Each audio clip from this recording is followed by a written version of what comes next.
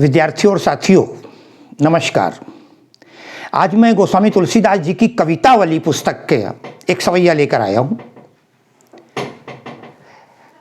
एक जगह मुझे पता लगा ये बीए स्तर में पाठ्यक्रम में है, दूसरी जगह एनसीईआरटी किताब ने शायद कक्षा 6 में ये सवैया रख दिया है।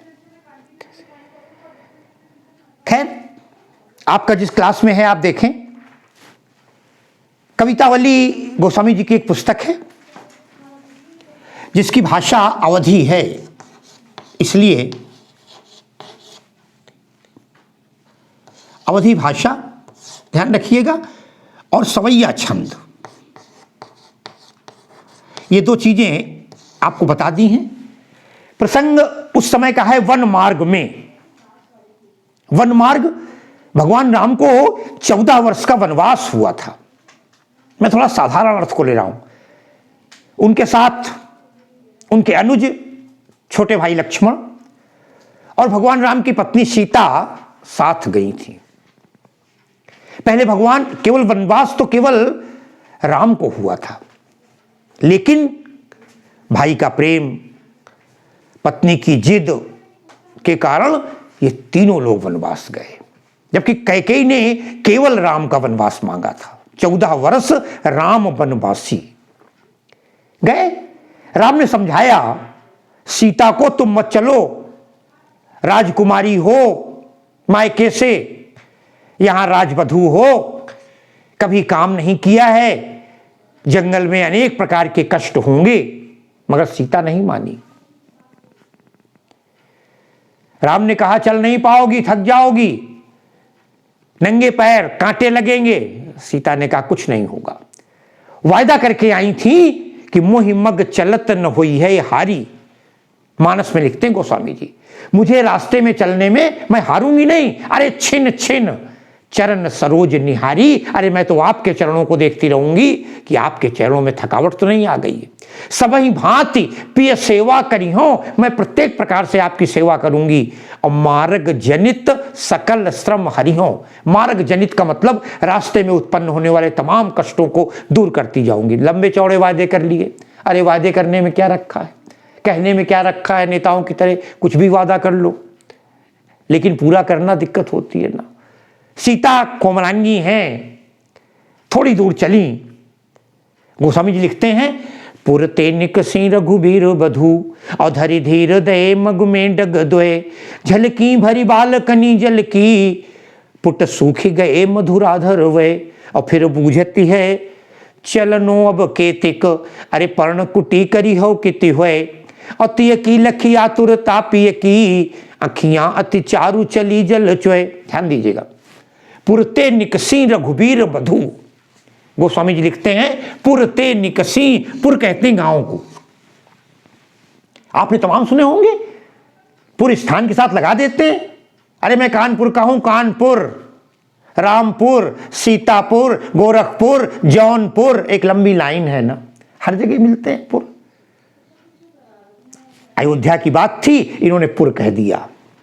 पुरते निकसी, अयोध्या से निकली। निकसी, निकसे होते तो तीनों होते, यहां केवल सीता के लिए बताया गया। अरे पुरते निकसी, कौन निकसी, कौन निकला? बोले रघुवीर बधू। रघुवीर भगवान राम का पर्याय है। बधू माने उनकी पत्नी, उनकी प्रिया। राम प्रिया कौन है? सीता है। पुरते निकसी रघुवीर बधू। गांव से, अयोध्या से सीता जी बाहर निकली। हुआ क्या? धरि धीर दये, बड़ी सुंदर लाइन है। धरि धीर, धैर्य धारण करके। क्या धारण करके? धीर, बहुत धैर्य के साथ। चलने में थकने लगी थी जरा सा ही, मगर वादा है, कैसे करें? धरि धीर दये, कभी चली ही नहीं। जिनके लिए रथ सजे रखे रहते हो, सब कुछ घर में हो। उधर राजा जनक की पुत्री हैं, दशरथ की पुत्र बधू हैं, क्या कमी थी? लेकिन धरि धीर दये, क्या दये? अरे मग में डग दोए। कितनी बढ़िया बात। मग में डग दोए। मग, मग माने जानते हो क्या होता है? अरे अंग्रेजी का मग नहीं पूछ रहा हूं, मग माने रास्ता कहते हैं।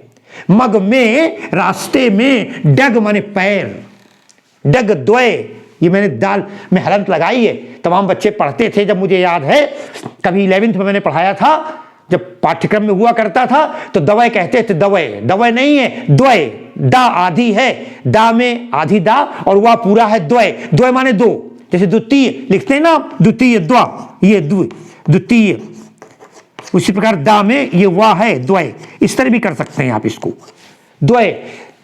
धरि धीर दये मग में डग द्वय, कितनी बढ़िया लाइन है।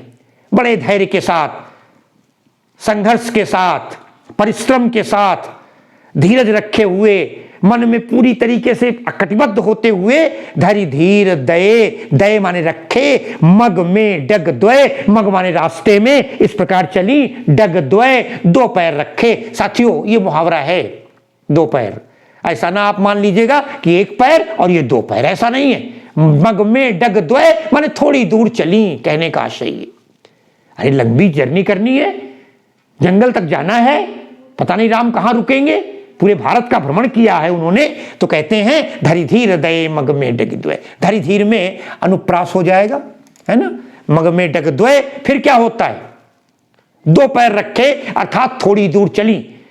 अयोध्या से निकलने के बाद जानकी जी, सीता जी बड़े कष्टों के साथ रास्ते में थोड़ी दूर चली थीं, और हुआ क्या, परिणाम क्या आया, झलकी भरी भाल कनी जलकी, झलकी, झलकी माने दिखाई पड़ने लगी, क्या दिखाई पड़ने लगी, अरे कनी जलकी, कनी कहते हैं बूंद को, उनकी बूंद पानी की, कहां पानी की बूंद कहां से आ गई, बोले भरी भाल, भाल माने मस्तक, अरे माथे पर पानी के पसीने की बूंदें झलक आई, और पानी की बूंदें या पसीने का झलकना थकने का प्रतीक है, कष्ट का प्रतीक है। कहा जाता है इतना दौड़े सुबह कि पसीना आ जाना चाहिए, और एक थकावट के कारण, गर्मी के कारण, परेशानी के कारण, ताप के कारण भी गर्मी आती है। थोड़ी दूर चली, इतनी थक गई थी सीता जी कि उनके भाल में, उनके मस्तक में पसीने की बूंदें झलमलाने लगी, दिखाई पड़ने लगी। झलकी, झलक, झलकना कहते हैं झलक सामने, अर्थात पानी की बूंदें, साफ पसीने की बूंदें उनके मस्तक पर दृष्टिगोचर हो रही थी, दिखाई पड़ रही थी। झलकी भरी भाल कनी जलकी, और इतना ही नहीं, खाली यही नहीं हुआ, अरे पुट सूखी गए दोनों, क्या, मधुराधर, संधि कर दो, मधुर अधर, मधुर माने मुलायम कोमल, अधर जो उनके ओठ हैं ऊपर नीचे के, ये क्या हो गए, मधुराधर, बड़े कोमल उनके ओठ। जब हम थके होते हैं तो हमारे ओठ सूखने लगते हैं, तुरंत पानी की आवश्यकता पड़ती है। थकावट इस बात का प्रतीक, संकेत देती है कि आप सूखने लगे, पानी पीजिए ताकि थोड़ी सी एनर्जी मिले, शक्ति मिले। फिर क्या हुआ, पुट सूख गए मधुराधर वे, उनके दोनों ओठ जो थे, एक ओठ एक अधर होता है, उनके ऊपर नीचे के होठ सूख गए, कुम्हिला गए। ये सारी चीजें किस बात का प्रतीक है, उनकी थकावट का। पुट सूख गए मधुराधर वे, बोले कैसे, ये कैसे कहें मैं थक गई हूं, हिम्मत हारने का तो वादा करके आई है कि मैं हिम्मत हारूंगी ही नहीं, मैं तो चलूंगी, साफ मना कर दिया था, जिए बिनु दे नदी बिनु नारी, तैसे ही नाथ पुरुष बिनु नारी, मैं जरूर जाऊंगी। अब क्या करें, बहाना भी करना है, थकावट के कारण कोई ना कोई तो बहाना करना होगा ना, और बहाना शुरू कर दिया। आपस में समय पार हो, फिर बूझती है, फिर पूछने लगी भगवान से, अपने पति से, फिर बूझती है। क्या पूछा पता है, अब भाई पूछने में तो पूछेंगी नहीं कि कौन सा महीना चल रहा है, आज क्या तारीख है, ये पूछने से कोई फायदा नहीं। लंच डिनर कहाँ करोगे, पूछने से कोई फायदा नहीं है। क्या पूछा, पूछने में भी, क्योंकि आदमी कोई कितना भी छिपाना चाहे लेकिन वास्तविकता तो छिपती नहीं। थकावट है, परेशानी है, कैसे निभेगी, कैसे होगा। फिर बूझत, क्या पूछी, चलनो अब केतिक, अरे अभी कितना और चलना है, चलनो अब केतिक, अरे कितना और चलना है, हे प्राणनाथ बता दो। बोली आपने तो कहा था जंगल में जाने से पहले, वनवास से पहले घर में चर्चा हुई थी, भगवान ने कहा था कहीं पर पत्तों की कुटिया बना लेंगे, उसी कुटिया में रहा करेंगे हम लोग। तो कहती है पर्ण कुटी करी हो कित हुए, अरे कहाँ चल के पर्ण कुटी बनाओगे, तुमने कहा था पर्ण कुटी बनाएंगे, वो पर्ण कुटी कब बनेगी। कहने का मतलब कुटिया बन जाए, अपना घर हो, बैठ जाएं, थोड़ी देर विश्राम करें। पर्ण कुटी करी हो किति होए, अरे कहाँ पर चल करके, कितनी दूर बाद वो पर्ण माने पट्टों की कुटिया, वो झोपड़ी कब बनाओगे? तुमने तो कहा था जंगल में झोपड़ी बनानी है, जबकि मुश्किल 2-4 मील चली होंगी, 2-4 किलोमीटर। पर्ण कुटी करी हो किति होए, अरे कब पर्ण कुटिया बनाओगे हे नाथ, बता तो दो। भगवान समझ गए। फिर क्या हुआ? अरे तिय की लखी आतुरता, तिय माने पत्नी, की लख माने देख करके, आतुरता माने व्याकुल, व्याकुलता, परेशानी, पीड़ा को देख करके पता है क्या हुआ? भगवान ने नहीं कहा कि तुम तो थक गए इतनी जल्दी।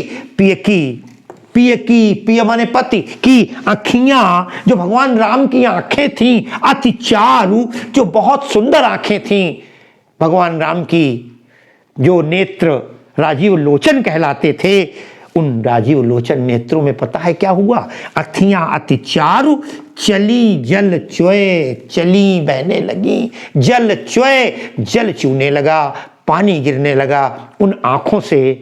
भगवान क्या करें, परेशान थे। सीता कह रही थी, लेकिन भगवान चलते चले जा रहे थे।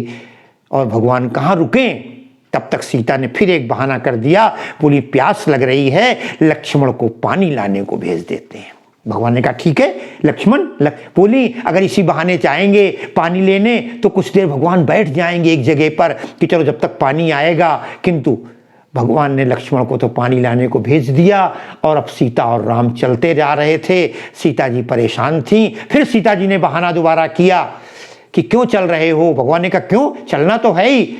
तब उन्होंने क्या बहाना किया था कि लक्ष्मण तो बच्चा है, अकेले गया है, लेकिन इस बात को, इस वाले पद को, इस वाले सवैया को मैं अगले दिन लूँगा और इसी के साथ अनुप्रास अलंकार के साथ, माधुर्य गुण के साथ, ठीक है ना, और बढ़िया सुंदरता का दृश्य भगवान राम और वन मार्ग में प्रस्तुत सवैया को मैं यहीं पर विराम दे रहा हूँ। अधिक विशेषताओं की आवश्यकता आपकी कक्षा को नहीं है। बहुत बहुत धन्यवाद।